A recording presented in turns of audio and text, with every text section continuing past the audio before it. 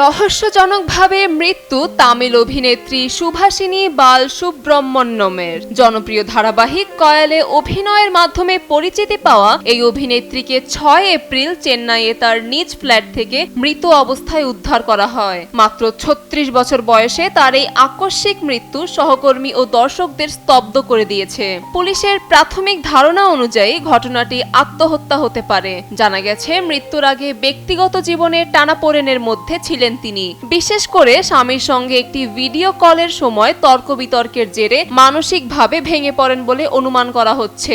যদিও এই বিষয়ে এখনো পর্যন্ত তার স্বামীর পক্ষ থেকে কোনো বক্তব্য পাওয়া যায়নি। পুরো ঘটনার প্রকৃত কারণ উদ্ঘাটনে তদন্ত শুরু করেছে পুলিশ। শ্রীলঙ্কায় জন্ম নেওয়া সুভাষিনীর স্বপ্ন ছিল অভিনয় জগতে প্রতিষ্ঠিত হওয়া। সেই লক্ষ্য নিয়েই তিনি চেন্নাইয়ে পাড়ি জমান। শুরুটা সহজ ছিল না।